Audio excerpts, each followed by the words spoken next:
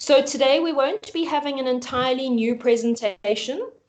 Today is an open question and answer session for you to be able to ask us questions that you may have.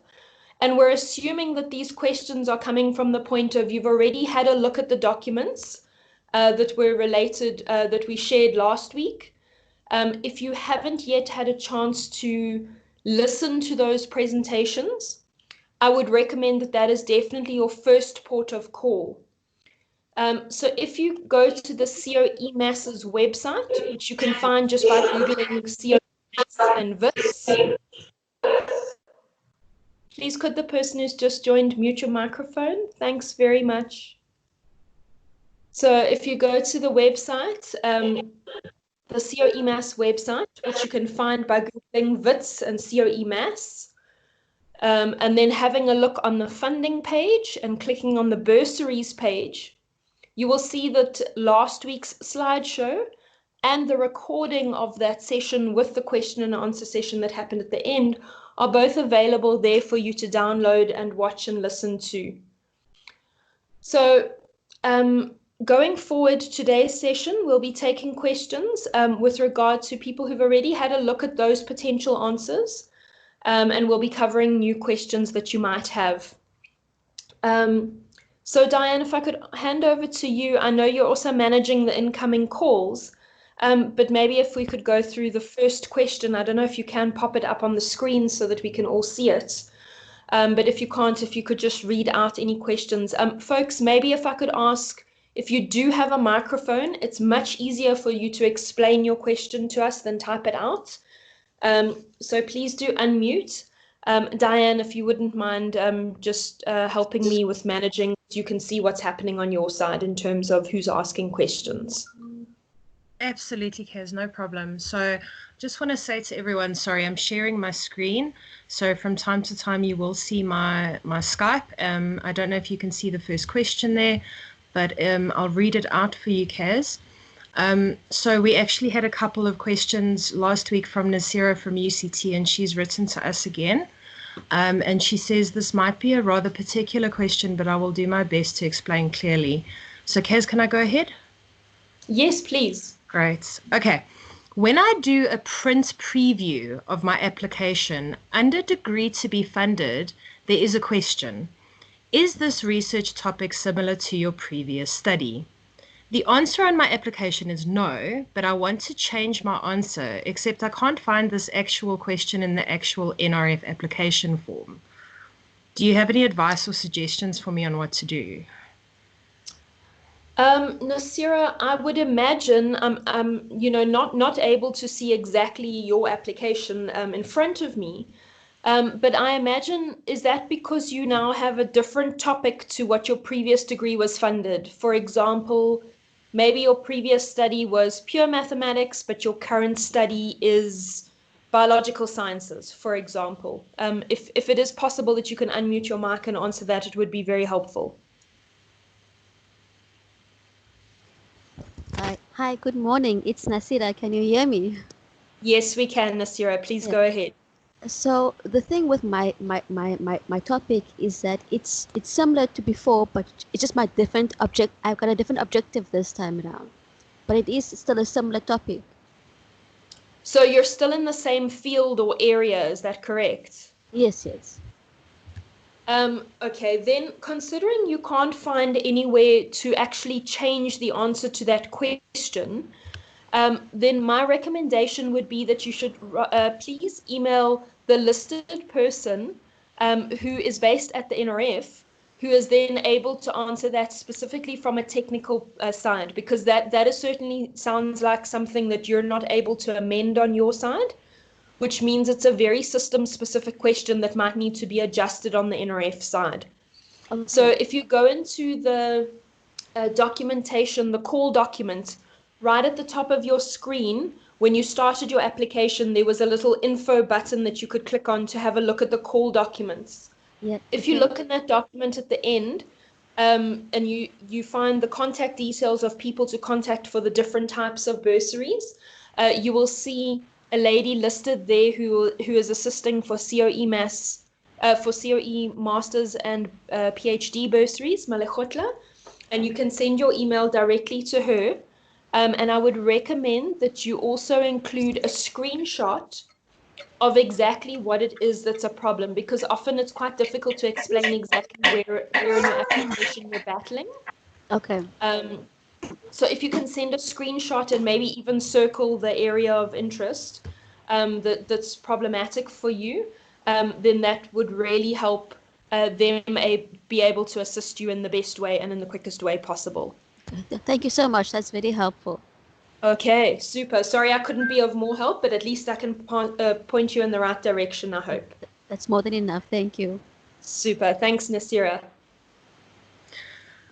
Okay, great. Thank you for the question, and thank you, Kaz. So we've got another typed question in from Kenneth from Wits. He's currently in his second year master's and will be converting to PhD. I wanted to know, when I apply for PhD, do I apply as a master's extension or as first year PhD? Okay, thanks, Kenneth, for the question. It's a really good one in explaining what the extension program is for. So my understanding is the extension program is when you need additional time to complete your PhD or your master's program that you're currently busy with. So this is specifically for instances where there have maybe been reasons as to why you can't complete your master's in 2 years or your PhD in 3 years. So the extension program is to get extended time beyond. Again, in terms of converting to a PhD, there is a provision in the NRF guidelines to give you additional years funding if you upgrade. So if by converting, and Kenneth, please correct me if I'm wrong, by converting, you mean that you're taking your current master's program and you're upgrading and you're only going to submit for examination at the PhD level. If that's what you're meaning, then there is provision in the NRF system for upgrades. So just the best thing to do is to touch base with your research office and find out what forms you might need to fill out in terms of upgrading your NRF funding from the master's 2-year limit for the PhD upgrade conversion limit. So that they know that you aren't finishing at the end of 2 years with a master's, but you might, for example, be finishing at the end of 4 years with a PhD. And then not specific to Kenneth, but just a general question. For anyone who is concerned with a question that is specifically related to how you might upgrade, I always try and recommend you, as your first port of call, please check with your research supervisor. There are a wealth of information in most cases that most of them have supervised, sort of in the 10s, 20s, 30s PhDs. So they've got a lot of knowledge about how your internal university system works. And if your research supervisor isn't able to help you directly, then the next port of call should usually be your university's research office. Specifically, don't just email the director of the research office. The directors and the DVCs are very busy, but within your research office, you can inquire. There is always somebody who is specifically dedicated at your university to help out with NRF bursaries. And they are called the NRF designated authority. So certainly, if you can't get any help from your research supervisor, your university's NRF DA is a very good port of call for questions if you do need someone internally within your institution to assist you. Thank you. Kenneth, if that doesn't answer your question, please just let me know. But otherwise, I hope that it's helped to point you in the right direction. Thank you, Kaz. So we've got a couple more questions come through on the chat. One, there isn't a name, but it's from Just Jabulile. That's the username. And he says, I want to pursue PhD, but I have 62 for my master's research report. Will I qualify for NRF? Okay. Thanks, Just Jabulile, for your question. So in terms of the eligibility criteria, these are the main things that we have to look at in terms of how the NRF processes work. So unfortunately, going forward, the NRF is only going to be providing funding to people who've achieved at least a 65% in their previous qualification. So whilst you might actually be able to go ahead and complete your application and submit it, it is unlikely that it will get submitted by your institution to the NRF because it hasn't met the minimum criteria for eligibility, which is 65%. So in that instance, I mean, you can always try. Like I always say, if you don't buy a lotto ticket, you can't win the lotto. However, it is quite a bit of work to put an application together. So from your side, you obviously need to weigh up whether you have the time available to submit an application where you might be unsuccessful. That being said, again, I'd like to remind everyone that the NRF is not the only funding body in South Africa. It just happens to be the one that a lot of us know about because you often hear about the NRF at your universities.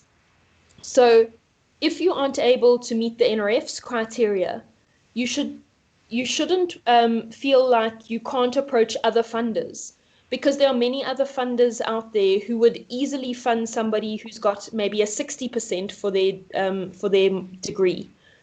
So certainly, please look wider than just the NRF. And also, these bursaries are very competitive. In the past, the NRF has been able to make about 13,000 awards annually. And going forward, because the values of the individual bursaries will be increasing significantly in terms of the new scheme, what that means is obviously there's still the same amount of money available, which means each person will be getting a bit more, but that means the total numbers they will be able to support will be getting a bit less. So from that point of view, I foresee, this is my personal opinion, that the NRF bursaries are going to become more competitive to get going forward, because they are going to be making fewer awards each year. Thank you. Thank you, Kaz, and thank you for the question.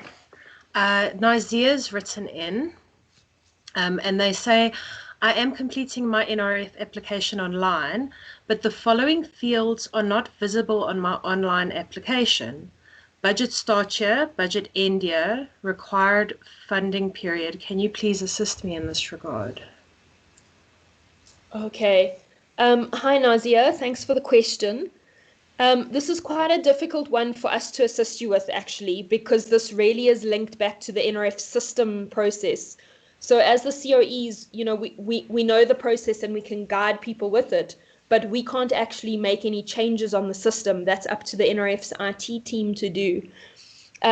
So my recommendation to you would be similar to the one that I made earlier to Nazira, is if it's a system-based query, like there's an option that's not appearing or something that's not dropping down that should, the best way would then be to approach the NRF directly and specifically get in touch with the person who is listed on the NRF call, who is able to assist with CoE, Masters and PhD bursaries.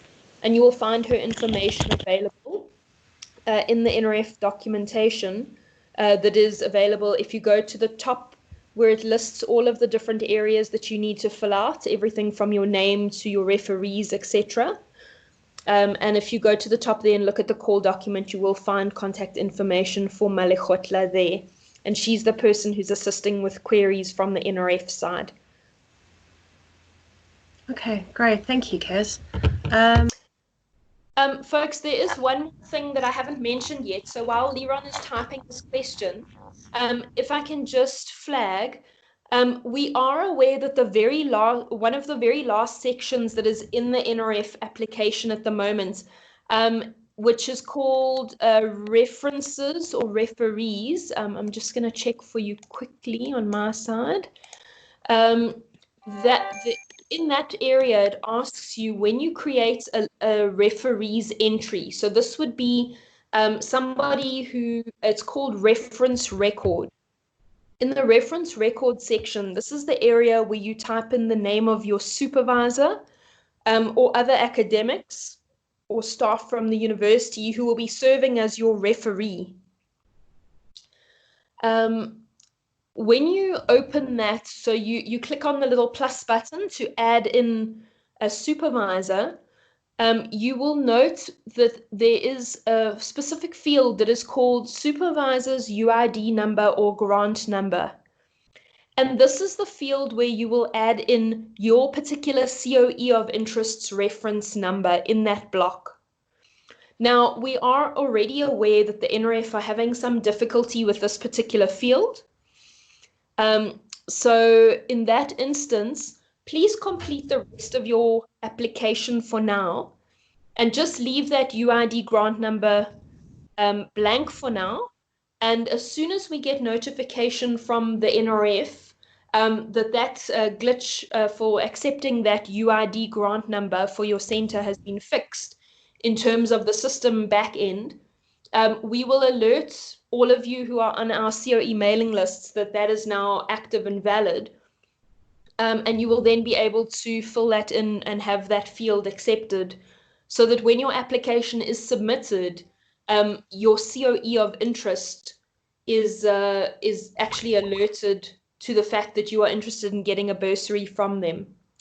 With that in mind as well, when you do eventually do your final submit, please do alert your Center of Excellence that you're interested in applying to, that you have submitted your application, and send them your specific application reference number, which you'll see at the top of your application while you're editing it.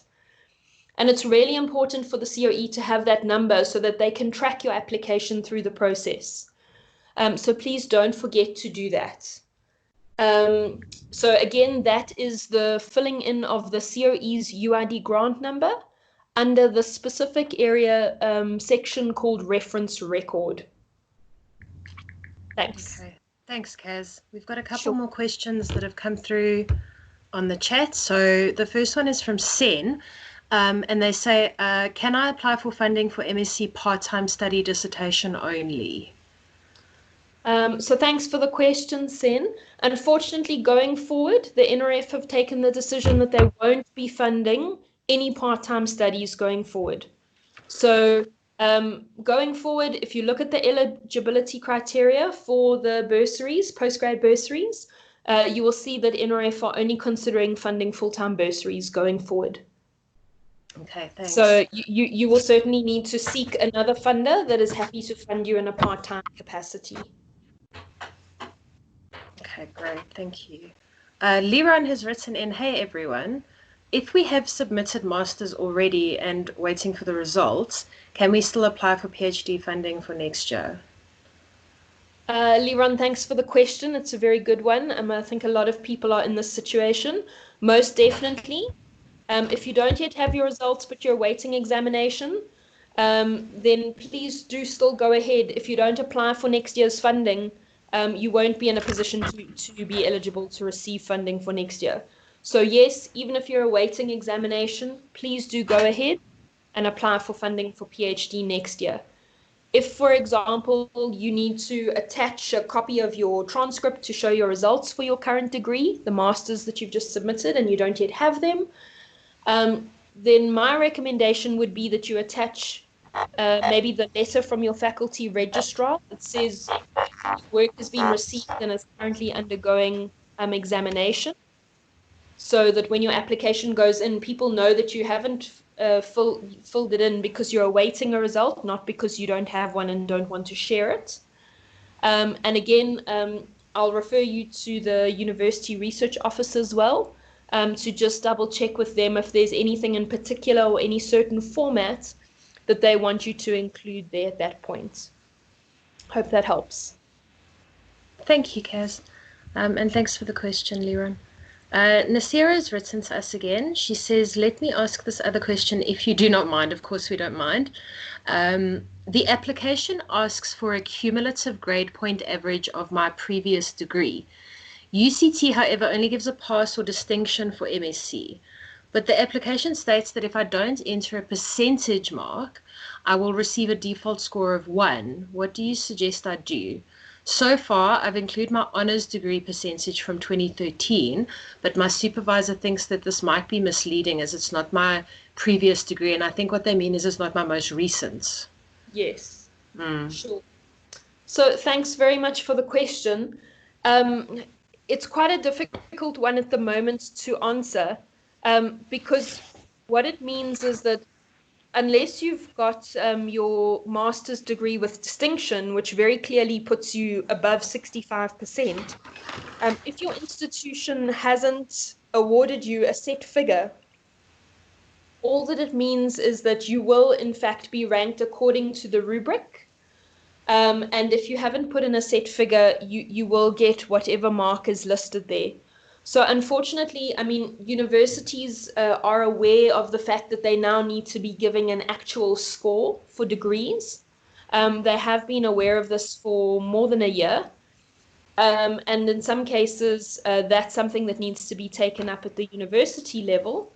But in this case, I would again refer you to your NRF DA and ask them what they are doing for all UCT students, because they will have some solution at the university level as to how they will be dealing with this particular question. Because once your application is submitted, it's going to go to a university review panel. And there will be a rubric which the NRF provides, but universities also need to take into account, for example, things like you've just mentioned, that you don't have a set percentage mark. So they might do a correction for that, but that decision will be taken at the university that you will be applying to. So again, it's important to be in touch with your university research office to check what their what their policy is going to be going forward at the university level policy. Okay, thank you, Kaz. Sure. Nasira, I hope that helps. Can I just try to answer? I mean, I'm not at UCT, I'm at VIT. So I'm do you want to just give us your name? Sorry. It's Yolanda from VIT's Hi, Yolanda. research office. So what we tried, I mean, this is probably applicable to VIT students, but what we decided is that if it's just a pass, you put in 65% to get the score of 1, the default score. But if it's pass with distinction, you put in a 75%. Unfortunately, as Zia said, there's no, we don't have any, or Kaz said there's no percentage mark as yet. We are working on that at VITS. Probably by next year we will award marks for dissertations, but not this year. So if it's pass, it's a 65%. If it's pass with distinction, you just enter 75%. That's for VITS. Super. Thanks, Yolanda, for that. That's really helpful for the VITS people who are connected. Again, colleagues, what I would mention to you is please, you need to check what your university's process is. So if you are at UCT or, you know, Limpopo, Free State, UWC, wherever you are in the country, please don't take the VITS policy as your policy, because that will only serve you badly at the review process if you do what VITS is doing, but you're, let's say, for example, at UKZN.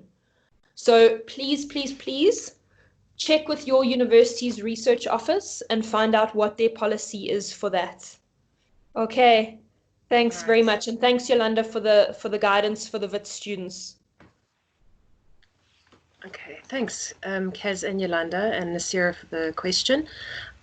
We have another question from Nazia, and they say, I don't see any contact details for the person mentioned, Malechotle, in the call documents. Can you please assist me? The only information is NRF support desk for technical support. Is it this email address? Nazia, yes, you can use that technical support email address. I think it's help desk or help desk support or something like that at NRF. You can use that, and you can also just say in the email, you know, for attention Malechotla, and direct it directly to the CoE directorate for additional assistance. Okay, thank you. The next question, unfortunately, I don't have a name. But it's from VIT students, and they say, morning everyone, I'm a VIT student who is applying for honours. Part of the application requirements is that NSVO students submit a document that proves they've been funded by NSVO and this document must be stamped by the university. But since COVID-19 doesn't allow some of us to return to campus, I don't know how I could go about submitting this document. Please assist if you can. Super. Thanks very much for the question. So most universities do have a commissioner of oaths who can certify those documents. Certainly from the commissioning side, but if it does need to be stamped by the university, then I recommend that you do get in touch with your research office and find out what their plan is for this process to happen. Because obviously everyone will be in the same boat. Everyone will need that document stamped by either the fees office or the research office. So my suggestion is to get in touch with your institution and go through your institution's process to find out how that would be done. First port of call, try student fees and tell them that you need a NSVO stamped document. They may be able to stamp it and then scan it and email it through to you. Okay, great. Thank you again, Kaz. So I don't have it. I've just got a username, KERSPUYT. I'm going to say Kerspuyt. And they say, good morning, my microphone doesn't work that well. Okay. You have addressed my question partially. I wanted to ask where exactly the UID number has to be inserted. However, that has been addressed. I would like to perhaps ask if an official email can be sent out with this communication. Okay, can I just ask, what institution are you currently calling from or asking your question from? Asking my question from the University of Witwatersrand. I do apologize for not including this, no problem. So it's from Wits. Great. Okay, so in terms of when you refer to an official email can be sent out, unfortunately, that's quite difficult for us to do for the simple reason that, you know, the information will come via the NRF, but we don't yet know what format that's going to come to us as. So we don't know if they're going to send us an email or if they're just going to update the information on their website. So it's quite difficult to do, which is why I say please make sure that you are connected to your Center of Excellence so that when your Center of Excellence gets the alert, they can actually pass this information on to you. There's no way that we can really, across the entire country, send out a blanket email to every single university student. And because this process is done online on the NRF system, it's also quite difficult for us to track who is going to be someone who needs this information before the deadline closes. So it is quite tricky. Please get in touch with your COE as per the contact details that Diane shared previously, which if you don't have are on that slide on our website.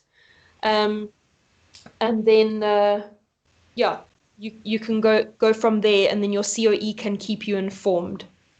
So please send them your email address and the necessary information about which bursary you're applying for.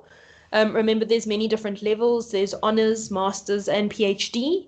And they're not all dealt with in exactly the same way. And we also don't know if the NRF will be updating their system, their IT system, for each one separately, or if they'll all be done at one blanket point in time. So sorry, I can't give you anything hard and fast about an official email being sent out. But certainly also, if you do happen to go back to your reference record on the NRF application, and let's say today it's not working and accepting your UID, it gives you an error message, but tomorrow it syncs, then you know that the system has been fixed and you can go ahead from there and submit your application. And I hope that helps. Great, thank you, Kaz. And the user says, thank you very much for this advice. We've got a question from, I've just got a username, Taimane1. May you kindly send slides or a YouTube on the application process with troubleshooting links? So, Kaz, I think we can't, do you want to? Yeah, so Taimane, if you have a look at our webpage, which we've shared the link before in the top of this chat, you will see that there are 5 different sets of resources already available. One is a YouTube link for a video that we recorded last week. with a whole bunch of troubleshooting examples and links on what to do. So if you were in that session, you would have seen a lot of those, but if you weren't in the session, you can download it. And the link is available on the bursaries page that I've shared above in the chat already. So please go to that page and then you can download the video recording from last week's info sharing session there. There are also links to the NRF's documentation and their advice on how to deal with the process, and also some helpful information and UID numbers and other helpful links to documents that the COEs have shared as well. So I think if those documents aren't able to assist you, then you will need to escalate to the next level and approach either your supervisor or your university research office for some more assistance. You can also contact your specific COE of interest if you have a very specific question. But I'd like to just remind everyone, it's very difficult when we don't see your system in front of us to answer a question. So if you are going to email your COE or your university research office or the NRF with your follow-up questions, please make sure that you include a screenshot of what exactly it is you're seeing, and if possible, even highlight, this is the block I'm looking at where I don't know what to fill in. It just puts us in a better position to be able to assist you when we get your question. So yeah, thanks for that. Please have a look at the resources that are on the bursaries page of our website. Kaz, we've got another question from Nasira. One last question, if you don't mind. Of course we don't. Can I go ahead, Kaz? Yes, please. Right. Under research project information, the print preview of the NRF application has the question, has this project previously been funded by the NRF? The answer to it is no. However, in the actual NRF application, the question is whether I, the student, have been previously funded by the NRF, to which the answer to this question is yes. I was funded by the NRF for my MSc. Do you have any idea on how I should answer this question? So if the question specifically says, has the project previously been funded by the NRF, then you would probably need to check with your research supervisor, because you might be working on a bigger program that they've been running over a series of years. I would check with your supervisor first in terms of what funding they have been using to fund you in the past. So if, for example, your supervisor is perhaps an NRF SACHI chair, they have probably been using their NRF SACHI chair money to fund you in your previous degree, in which case your project would have in fact been funded by the NRF through the SACHI chair program to your supervisor. So first port of call, check with your supervisor where your previous funding came from, or check with the entity that funded you. However, if your MSc project was in one topic and your PhD project is in another topic, then it's likely that obviously your project hasn't been a continuation that was previously funded. I hope that helps. And Nasira says, thank you, I really appreciate it. No problem. So thanks, Kaz. We've got a comment here. Unfortunately, I don't have the name. It's a user. From Yolanda, I think. Okay. WITS Research Office will send out an application guide next Monday to all WITS postgrad students and those that have applications in progress on the NRF system. Super. Thanks for that. So again, folks, this is what I mentioned in one of the previous questions. It's difficult for us to send out blanket information. So as you can see, the WITS Research Office in this instance, and it's great that we have someone from the Research Office on this call to give us all this information. The WITS Research Office will send out a guide to anyone who has an application in progress on the NRF system. So you've started your application and it's currently pending in the system. They are able to look at who is currently pending on the system, and then they can email you directly. So if you are wanting that additional information and that application guide, please do go onto the NRF system, preferably today, since the email is coming out shortly, and go and start an application so that you are included in that information going forward. Okay, great. Thanks, Kaz, and thanks, Yolanda, for that comment. Okay, guys, I'm going to invite anyone again to please ask a question or make a comment by unmuting your microphone.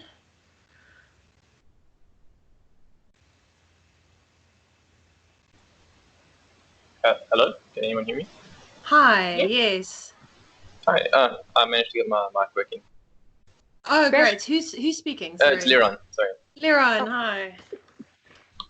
Sorry, I just wanted to ask with regards to my last question. So if you've submitted masters and just waiting for results, can you still apply? So if you don't have a topic for PhD, then can you still apply with your master's details?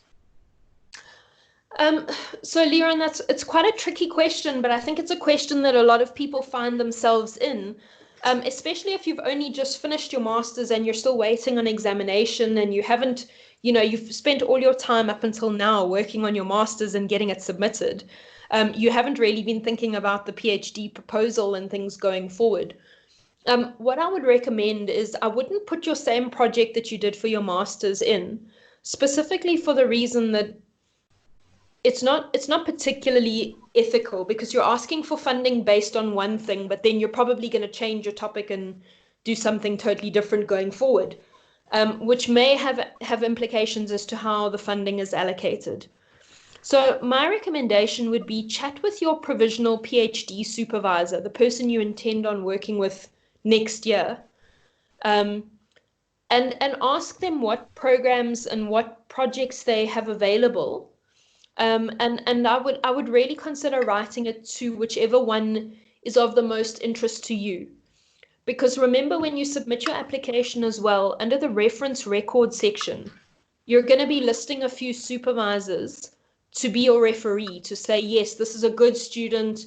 They're going to be working with me next year. I'm willing to take them on and make sure they have good research supervision. So really, I mean, you also don't necessarily want your supervisor who you've listed as a referee to see a project that they're not offering next year, because that also doesn't really look very good from their side. They're like, hey, this guy just assumed he would carry on doing the same project with me. So certainly I would say touch base with them if you have identified a supervisor, and put something together with regard to the upcoming project that is at least in the planning phases. I think that would be probably the best way to go ahead. Okay, yeah, that definitely makes more sense. Yeah, so look to the future. I mean, your application is really about looking to getting funding for your future project, not for your current project. However, the one thing you can also do is certainly one of the things that I notice that students often don't do when they write their project proposal is they don't say what skills they currently have. So certainly when you put your application in and you write that project-based section, I would include in that section some information specifically about, whatever your prospective project for your PhD will be. Say that, let's say you're doing some, I don't know, you're programming in a specific language. Then I would indicate that you already have that skill set from the master's work. It's a way of showing to the reviewer that you're more likely to be successful in completing the PhD because you already have a lot of the necessary skills to be able to move forward. So I hope that helps. Yeah, it does. Thank you. Okay, great. Good luck. From Verts has written in, Yes. Can I still apply for NRF even though I'm still busy with my proposal for my master's and I'm still working on the fine details of my research? So, hi, Cindy. I'm assuming that you're talking about applying for NRF funding for next year for a master's that will start either this year or next year.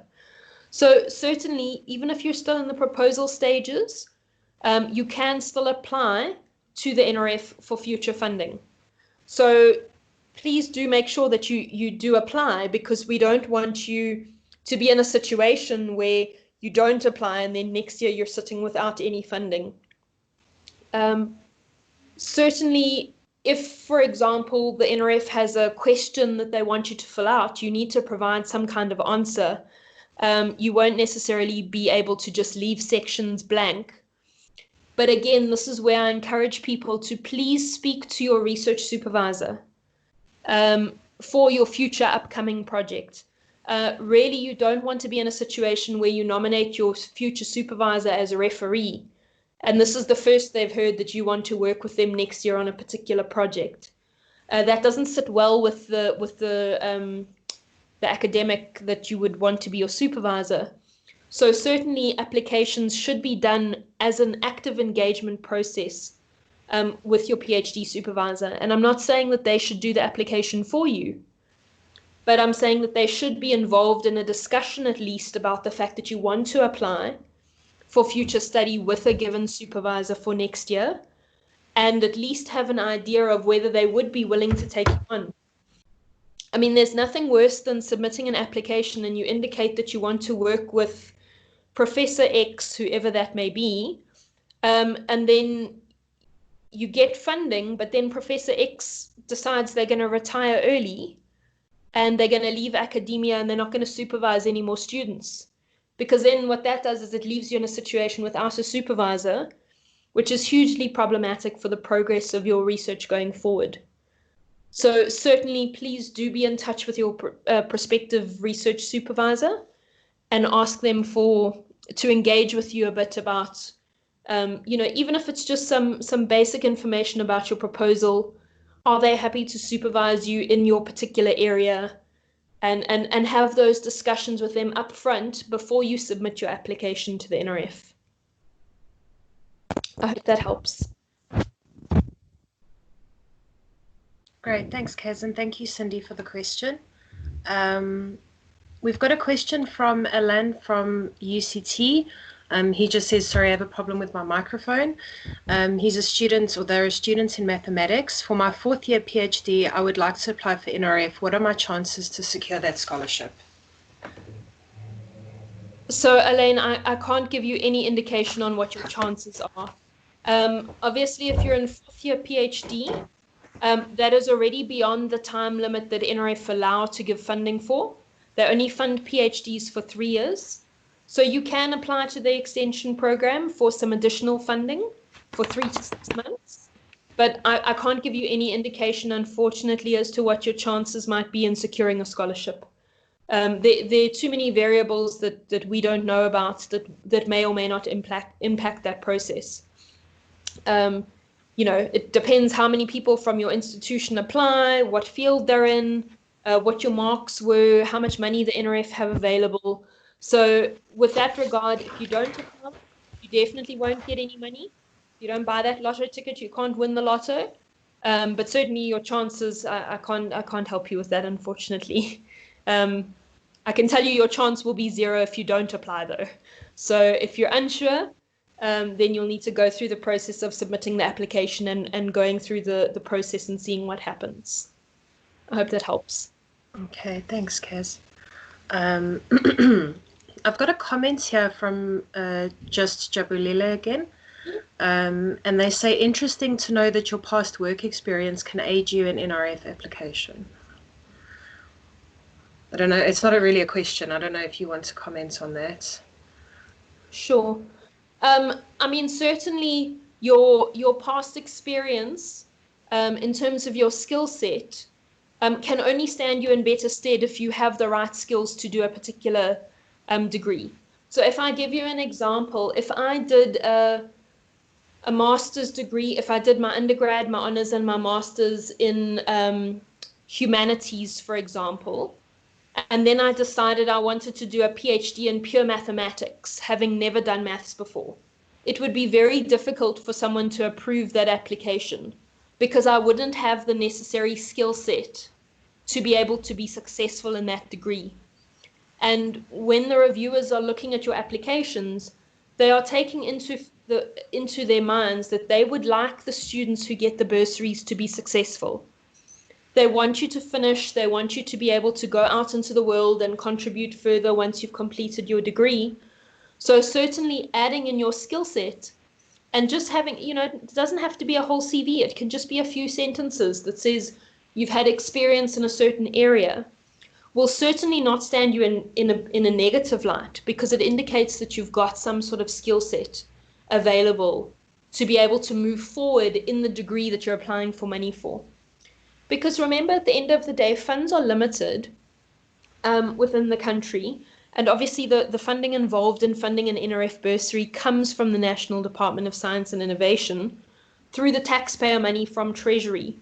And at the end of the day, the NRF don't want to be putting money in on behalf of the DSI into projects that are immediately unsuccessful. So if I was sitting on a review panel, I would not be in a position to approve that somebody with no maths background could go into a pure mathematics PhD, for example. So just to give you an indication of the thinking that happens behind the scenes with the review process, is you always want the applicants to be successful. You never want to be in a situation where you're throwing money into a bottomless pit where there won't be success. You really want to work around the instances where there is potential success going forward. So always keep that in mind, and remember that your application, like any other writing that you do, your application is really your ability to sell yourself. It's your advert to say, this is why I'm better than all the other candidates. Got another question through? Can I go ahead, Kaz? Yes. Okay. Hi, my name is Marifa, a third-year PhD student at WITS. I'm currently a CoE recipient. You said in response to Ellen that one can apply for an extension. I did not hear the last part concerning the duration that CoE funds for an extension. So this would not be the CoE directly funding you. This would be NRF funding, but the CoE money still comes from the NRF, but you apply to the NRF extension program. You will need to look at that program specifically to see their time durations there. We don't control that from our side. So you'll need to go onto the NRF website and have a look at their funding guidelines relating to the master's or the PhD extension program. Hope that helps. Okay. Thanks, Kaz, and thanks, Marifa, for the question. Okay, everyone. Thank you so much for joining us today. Thank you very, very much, Kaz, for taking the questions. Thank you for everyone who asked questions. Thank you for everyone who called in to our audience. Kaz, do you have any last comments? No, that's everything from my side. Just to wish everyone luck with submitting your applications. And just a reminder that all university internal closing deadlines are different. So please make sure that you find out what your institution's deadline is. There is some time frames that were given in one of our slides if you have a look back at our page. But again, those were correct at the time we got them from the institutions about a month ago, and they may have changed. So please be in touch with your research office or check your research office's webpage. And please, please, please don't miss the application submission deadline, because then if you submit late, you'll end up in the funding cycle for 2022. So the NRF are being very strict about this process going forward, and there'll only be the one closing deadline each year. And if you miss it, you'll unfortunately go into the next batch for the following year's closing deadline. So good luck to everyone with your applications. If you have any more questions, we are happy to assist, as are all of your COEs, and all of their contact details are available on the slide that's available on our webpage. So please check there and contact your relevant COE and or your supervisor and or your research office. There are many of us available to assist you in the process. So please don't feel like you don't have anyone you can ask if you get stuck. Thanks very much for your attention. Great. Thanks again, Kaz, and thank you everyone for joining us.